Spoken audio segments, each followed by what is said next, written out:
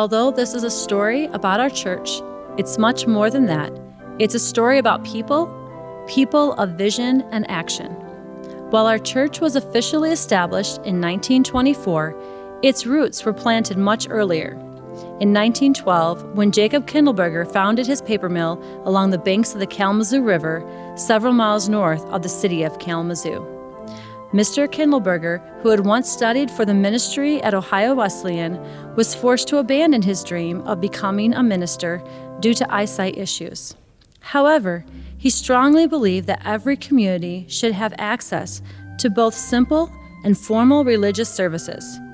He played a key role in organizing a Sunday school with 25 members, which initially met in various workers' homes.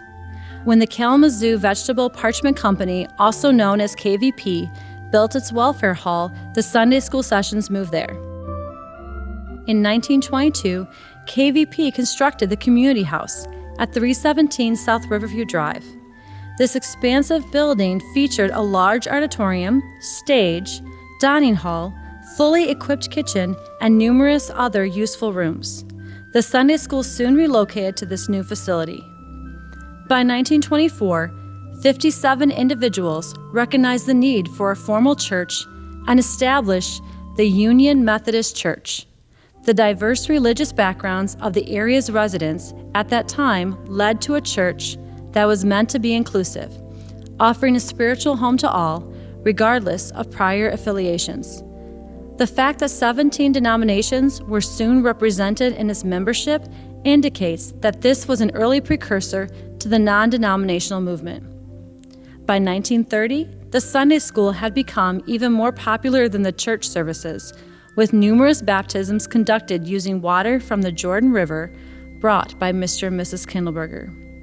In 1933, the first of what would become the church's popular ham supper was held, featuring a show and a carnival.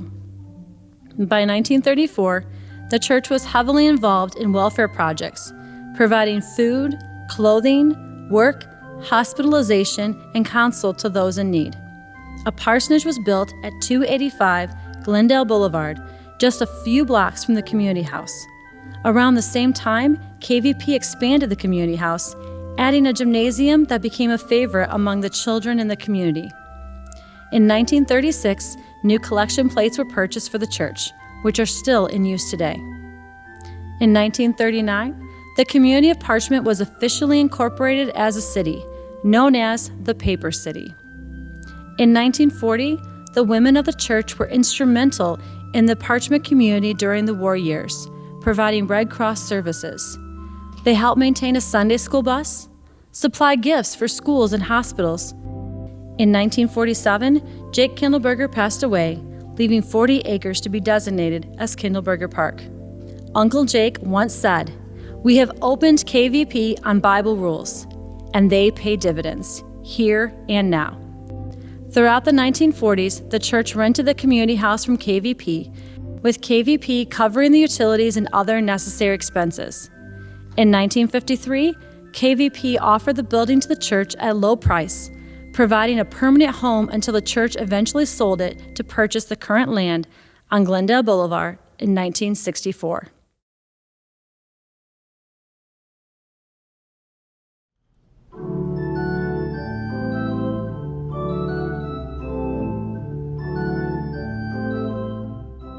When the company decided in 1953 to sell the community house, the church availed itself of the opportunity to buy it. Although dreams of a church-like structure existed, the time was not yet suitable for such a big undertaking.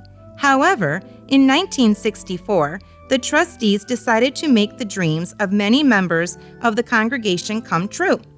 The church had held real estate since 1934 in anticipation of building a new church.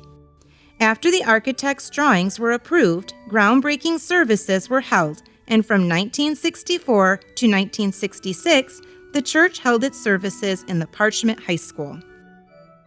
The new building was consecrated on Sunday, November 27, 1966, with Bishop Dwight E. Loader officiating. The church is now known as the Parchment United Methodist Church. Mortgages totaling $220,000 were required to see the project through the completion. In May of 1980, the mortgage was paid in full, and the church was debt-free for the first time.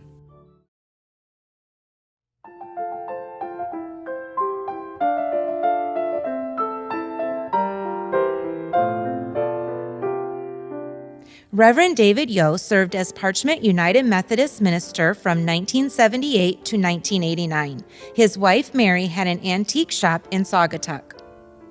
Reverend David Yo retired in 1989 and shared these memories. 11 good and happy years. I remember the day that the brick was presented to us as the mortgage went up in smoke. You are all truly blessed, and I thank God for it. Memories of Parchment United Methodist Church from Reverend Dan Miner. From the warm welcome our families received in July of 1989 to the weekend celebration of my retirement in 2011, I have felt the love of this congregation for God and for all our family. Among other things, our years at Parchment were marked by a dedicated paid church staff, steady membership growth, well-attended worship, outstanding musical talents, vital women and men's groups, solid Christian education, and youth programs, and a strong lay leadership core.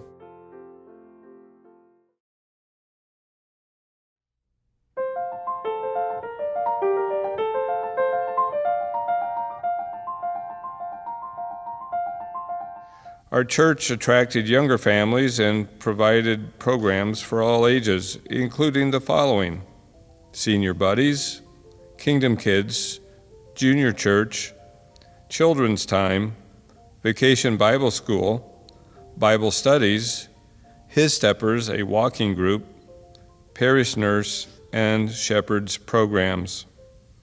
We reached out to our shut-ins, housed a satellite location for loaves and fishes, and Meals on Wheels. We reached out to the community with holiday food baskets.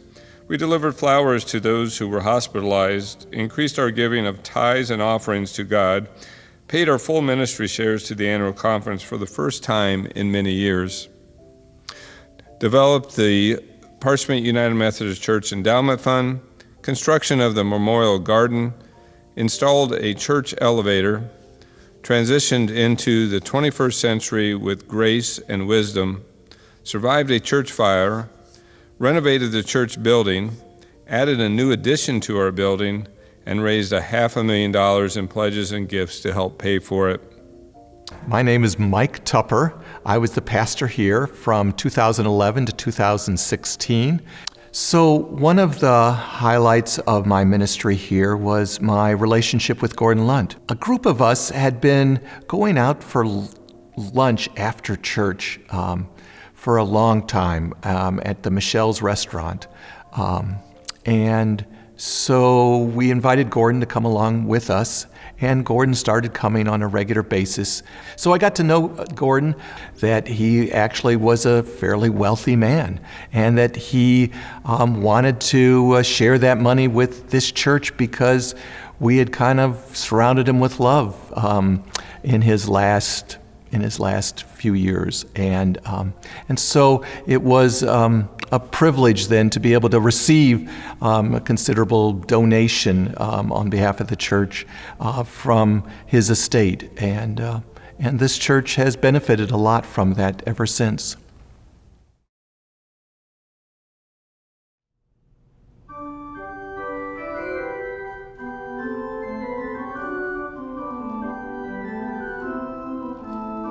My name is Tom Davenport, and I'm the retired pastor of Parchment United Methodist Church, and I came here in 2016 and retired on Christmas Eve on 2023.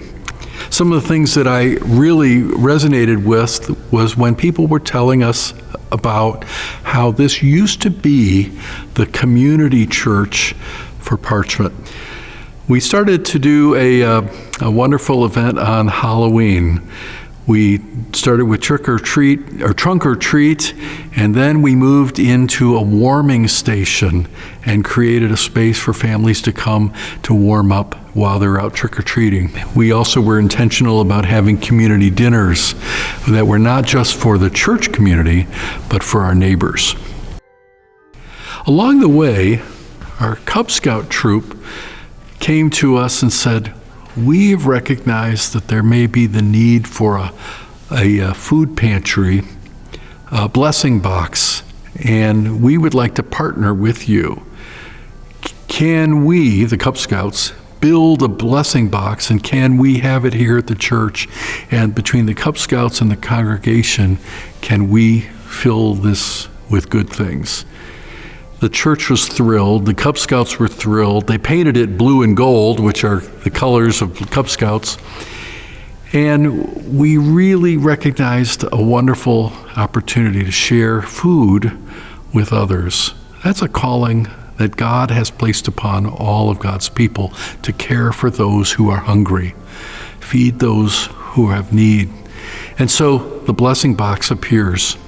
We install it, we fill it up with good things. It empties out in just a few hours. We fill it up again. It empties out again. It's amazing how it works. Okay. Hi, my name is Joe Shaler. I am the pastor here at the Parchment United Methodist Church, and we are celebrating 100 years of service to our Parchment community. And I'm so excited to be a part of that, and so excited to look to the future. Now, when people talk about the future and what we must do to continue to be a church in the Parchment area, it all centers around people. It all centers around people and reaching people, sharing Jesus with people, helping people to learn about God and to grow in their relationship with God.